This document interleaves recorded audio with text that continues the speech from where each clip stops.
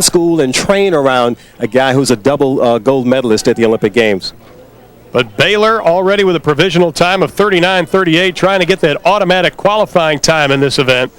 And they will need everything to get that. The automatic qualifying time is 39:35, so they were just 3/100ths of a second off an automatic qualifier. And the amazing thing about it, these guys have so much speed and they have to harness it and use it the proper way, because when you get to the exchange zone, everything has to happen right. The 20-meter exchange zone will happen in a flash, in the bat of an eye, so there's no room for error for these guys. Most of them used to running 100 meters where they can just go wild. But with this, they'll have to really be careful in those exchanges. Keep an eye on lanes 4 and 5. Lane 2 is at the top of your screen. Lane 7 is on the bottom of your screen. Only 7 lanes filled in this. Both Baylor and Oklahoma making some changes in their lineup. Martin Dossett not running for Baylor. Brandon Couts is on the anchor. And Omar Brown has moved up to the second leg for the Oklahoma Sooners, with Shamari Wilson taking over the anchor. Men's 4x100. Baylor is the favorite. If you drop the baton, it's over.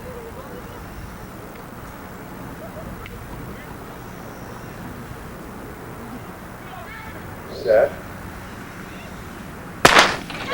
Clean start. Baylor off to an excellent start, as is the Oklahoma Sooners in lane number 5. And actually looks like Oklahoma has just a slight edge over the Bears in this early part of the race. That's Omar Brown for Oklahoma, Marlon Ramsey for Baylor, right in the middle of your screen. Good exchanges by both of them, and it looks like someone has pulled up. But it is Baylor in the lead. Casey Smith at the halfway point, running the third leg, trying to stave off the competition. And the Bears, as we get mentioned before, are so deep in the sprints. And look at how close everybody is there. And we may have an upset. Baylor trying to hold on. Brandon Couts trying to get the lead. It's going to be close at the tape. And is it Baylor? We'll have to see. What an effort by everybody in this field. Baylor thought they'd have a walk in the park. It was not to be. The young freshman, Brandon Couts, tried to pull ahead, but it was very, very close at the tape. He thinks he's won. Couts is so exciting. There's a guy who was running so fast in high school. As a freshman in college, this is old hat for him. This is the kind of racing that Couts likes, a dip at the tape. Let's take a look at the exchanges, and here is the first exchange. For Baylor, that is Robert Neal handing off to Marlon Ramsey. It looked like the Sooners and our A&M in lane number 3 had some problems. They really did, and Baylor was really not up in there at this point. Baylor way far back as we head to the second exchange. Now Ramsey handing off to Smith, and Brown to Wise, and Baylor continuing now to build up, make up some of the space that they had lost early on in the race.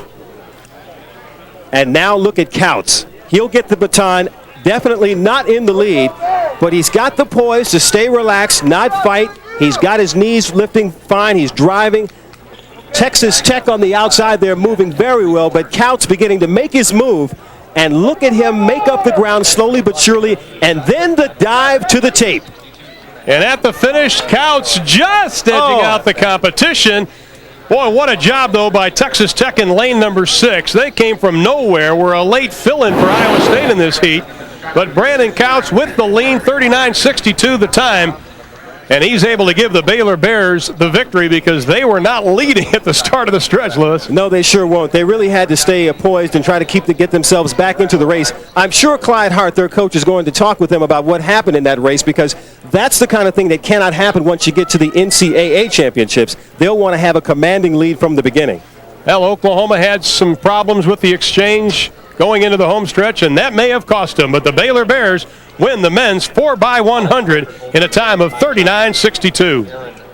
And as we take a look at the official results of the men's 4x100 relay, only 6/100ths of a second separate number 1 from number 3.